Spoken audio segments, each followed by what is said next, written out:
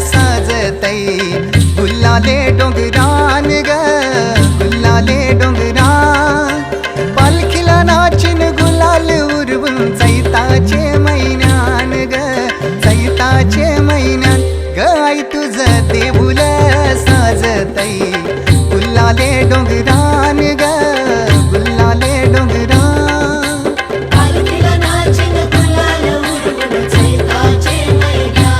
बेलापूर विधानसभेच्या आमदार मंदा म्हात्रे यांनी पत्रकार परिषद घेऊन काही गोष्टींचा खुलासा केला आहे। भाजपच्या कोकण मेळाव्यामध्ये माझे बॅनर कोणी काढले आणि सगळीकडे ज्यांनी कोणी स्वतःचे बॅनर लावले याची मला पूर्ण कल्पना आहे। कोकण विभागाचा मेळावा होता, पण सगळी फक्त आम्ही आणि आम्हीच असं दाखवण्याचा कोणी प्रयत्न केला हे सुद्धा जनता ओळखते। माझ्या मतदारसंघातील सर्व घडामोडींवर पक्षश्रेष्ठी लक्ष ठेवून असल्याचं देखील मंदा म्हात्रे यांनी सांगितलं। त्याचसोबत सुपर स्पेशालिस्ट हॉस्पिटल उभारणीसाठी जन आंदोलनाचा एल्गार करणार असल्याचं देखील आमदार मंदा म्हात्रे यांनी इशारा दिला आहे। तसेच माथाडी मापाडी कामगारांसाठी लसीकरण करण्याचाही मी पुढाकार घेऊन निर्णय घेतला। अशाही सर्वसामान्य जनतेच्या हिताच्या कामांमध्येही हे लोक अडथळा आणतात। डॉक्टरला धमकवणे, अशाने यांना काय साध्य करायचे ते करू द्या असं म्हणत मंदा म्हात्रे यांनी विरोधकांवर निशाणा साधला। पाहुयात मंदाताई म्हात्रे नेमकं काय म्हणाल्यात। नमस्कार सगळ्यांना। आज मी या गोवर्धनी माता मंदिरामध्ये बोलून आपणा सर्वांना देवीचं दर्शन तर झालंच आहे। त्याचप्रमाणे नव्या मुंबईमध्ये होणारं super specialist hospital and medical college, या मेडिकल कॉलेजसाठी आणि सुपर स्पेशलिस्ट हॉस्पिटलसाठी भूखंड बघून भूखंड घेऊन त्याच्यानंतर त्या भूखंडाच्या निविदा वगैरे काढल्या, टेंडर झालं, सगळं प्रोसिजर झालं, पण काही इथले विरोधक, काही समाजकंटक हे सगळे कोर्टात जाऊन त्या भूखंडावरती स्टे ऑर्डर आणली आणि ती स्टे ऑर्डर आणल्यामुळे गोरगरिबांना जे होणारे त्यांचे हाल आहेत आणि त्यांना मिळणारी जी सुविधा आहे त्याच्यापासून ते वंचित राहू नये म्हणून लवकरात लवकर हा जो स्टे आलेला आहे तो उठवला गेला पाहिजे।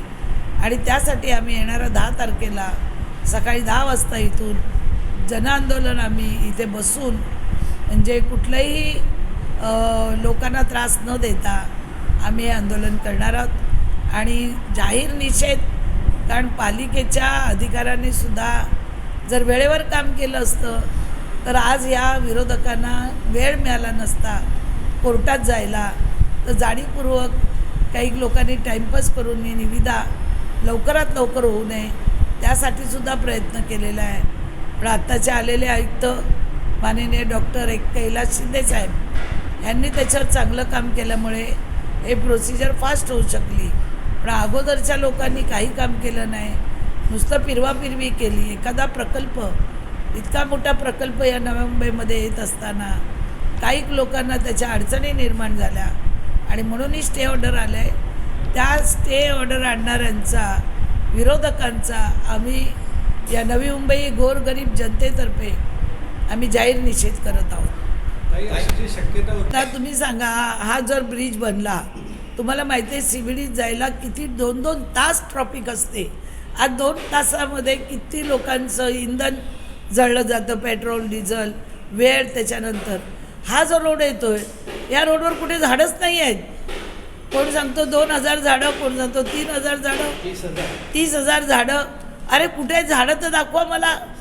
फक्त हा रोड होऊ नये, कारण ह्यांना पैसे मिळणार नाही ना, या हॉस्पिटलचे पैसे मिळणार नाही टक्केवारी, मराठा भवनचे मिळणार नाही टक्केवारी, या महाराष्ट्र भवनचे। त्याच्यामुळे काय मंदा म्हात्रे करते ना तर काम करून द्यायचं नाही। याच्यामध्ये खूप खोलात जर तुम्ही गेलात तर खूप विषय आहे। एकाच दिवशी तुम्हाला सांगेल हा ब्रिज होणार म्हणजे होणार, का नाही होणार? तुमच्या इथं काय आम्ही आलो का काय अडवून ठेवायला? काय म्हणतात उमेदवारी कोणी मागू शकतो। अरे 10 वर्ष तुम्ही तुमच्या विभागात 2 कामं नाही केली, साधी 2 जेटीची, ज्या मी अर्ध्या जेट्या केलेल्या ते नाही तुम्ही करू शकले। तुमच्याकडे लिहायला काम आहे का? आता लिहायला वॉटर मीटर गटर पण नाही, कारण नगरसेवक पण नाही। 5 वर्ष काय काम लिहून लोकांना जनतेला देणार आहेत?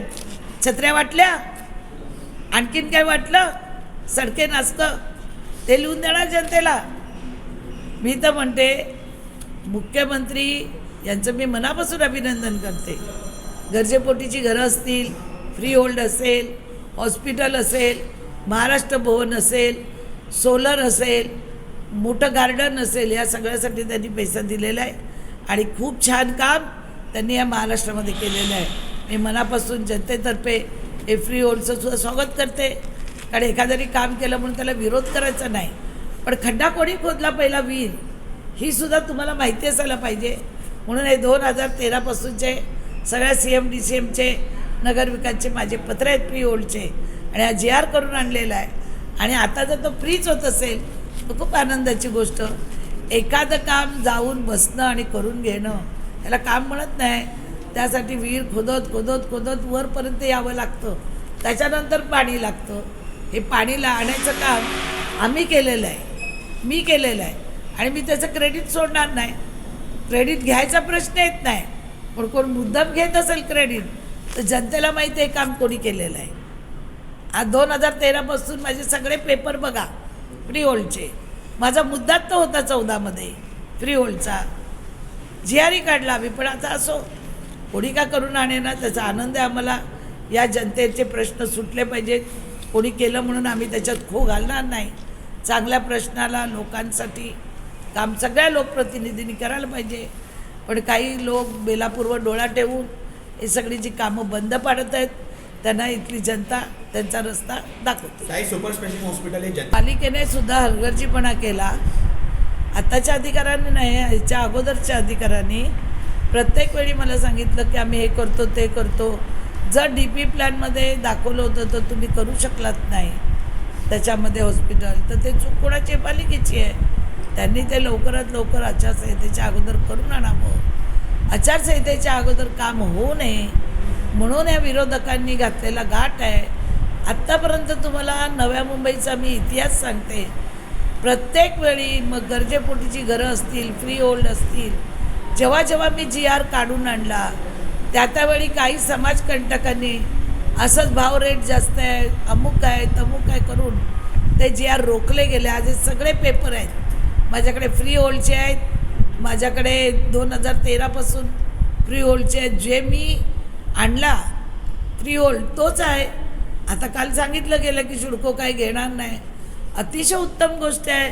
या राज्याचे माननीय मुख्यमंत्री हे दिलदार आहेत, डोळसपणे अभ्यासपणे ते काम करणारे आहेत. जर त्यांनी फ्री होल्डमध्ये सगळं माफ केलं असेल तर या जनतेच्या वतीने आम्ही सगळे त्यांचे आभारी आहोत. कारण त्यांना एखादा विषय समजला तर ते ताबडतोब काम करतात. पण आतापर्यंत या नव्या मुंबईची हालत का झाली गेल्या 25 वर्ष की कोणी काम केलं का तिथे स्टे आणायचे, अधिकाऱ्यांना सांगायचं फाईल डम्पिंग ग्राऊंडला टाका. आणि अशा पद्धतीने मी आता केलेली 4 कामं, मरीना देशातला दुसरा आणि राज्यातला पहिला मरीना टेंडर झालं. 6 वर्ष झाली कॉन्ट्रॅक्टर काम करत नाही. कॉन्ट्रॅक्टर कोणाचं आहे? आमच्याच पार्टीतल्या लोकांचं आहे. जागा कोणाची होती तिथे? आमच्याच पार्टीतल्या लोकांची होती. मला एखादं काम आपण करतो पब्लिकसाठी, जनतेसाठी, त्या कामात खो घालायचा. आता त्या दिवशी मी वाशीला G+1 विरुंगळा केंद्र, सेंट्रल लायब्ररी, ज्येष्ठांसाठी भवन असं सगळं बनवायला घेतलं. टेंडर झालं, भूमिपूजन झालं, लगेच 2 दिवसात स्टे आणला. ते स्वतः काही काम करायचं नाही, इथून आमदारकीची स्वप्न बघायची. हे जनतेला तुमच्या माध्यमातून कळायला पाहिजे. हे आमदार तुमच्या कशासाठी आलेले आहेत बनायला? 10 वर्ष कोविड काळात होते कुठे? हे कोण सांगतो मी कोविड योद्धा, कोण सांगतो मी कोविडमध्ये होतो. मला 3 वेळा कोविड झाला आहे ना, किती वेळा कोविड झाला तरी दवाखान्याचे पेपर दाखवावे का? तर कोविड काळात आम्ही खाली उतरून काम करत होतो, जनतेत काम करत होतो. आज बोलायला नाही पाहिजे, पण तुम्ही काही करू शकत नाही म्हणून आमची कामं रोखून ठेवायची. हॉस्पिटल तर होणार, निविदा झालेल्या आहेत, त्यामुळे लोकांना ती काही घाबरण्याचं कारण नाही. पण येणाऱ्या 10 तारखेला आम्ही इथे बसणार आहोत पालिकेसमोर. लवकरात लवकर त्यांनी DP प्लॅन करून आणावा आणि जनतेला, या गोरगरीब जनतेला दिलासा द्यावा, एवढीच माझी इच्छा आहे. काही तुमच्याच बेलापूर कालच एक माझ्याकडे मुलगा आला 8 दिवसापूर्वी, तडफडत होता, पैसे नव्हते. MGMला मी त्याचं ऑपरेशन केलं, 42,000 रुपये भरले, हरिपावशा मात्रे. कोणी असं नको बोलायला खोटं सांगते म्हणून नावही सांगते, तर सांगायला नाही पाहिजे. लोकप्रतिनिधी म्हणून आपल्याकडे अनेक लोक बिल कमी करून घ्यायला येतात, वेगवेगळ्या औषधीसाठी येतात. लसीकरण 25,000 करून दिलं म्हातारी मापाडींना मी, त्यासाठी सुद्धा ह्या लोकांनी विरोध केलेला. लसीकरणचं केंद्रच करून देत नव्हते, त्या सिस्टरला त्या डॉक्टरला दम देत होते. मी कुठलंही काम करायला घेतलं की हे काम करून देत नाही आणि याचा हिशोब जनता यांना दिल्याशिवाय राहणार नाही. ताई, आपण जनआंदोलन करणार आहात, तुमच्या अनेक कामं अडवून जात आहेत, याबाबत पक्षश्रेष्ठीनं आपण कल्पना केली आहे का आणि वेळोवेळी याबाबत माहिती देत आहात का? माझी इकडची सगळी कल्पना पक्षश्रेष्ठीनं आहे. पक्षश्रेष्ठी सगळ्या गोष्टींवर बारीक नजर ठेवून आहे. सगळ्यांना माहिती आहे काल काय झालं. माझा एकही बॅनर नव्हता, कोणी बॅनर माझे काढले. पक्षश्रेष्ठीने करतं. कोकणाचा मेळावा होता, कोकणाची बैठक होती, कुठे कोकण होतं का? फक्त आम्ही आणि आम्हीच होतो. त्यामुळे पक्षाला सगळं माहिती आहे. आणि जरी मी भारतीय जनता पार्टीत असली आणि सत्तेत असली तर मी पहिला जनतेची प्रतिनिधी आहे. या जनतेने मला निवडून दिलेले आहे. पहिला मी या जनतेची आहे, मग सगळ्यांची आहे. म्हणून जनता जनार्दन त्यांच्यासाठी आंदोलन करायला लागलं, काही करायला लागलं तर मी करणार. व्हिडिओ जर्नलिस्ट वसीम काझीसह पंकज बेनवंशी, आवाज टुडे, नवी मुंबई.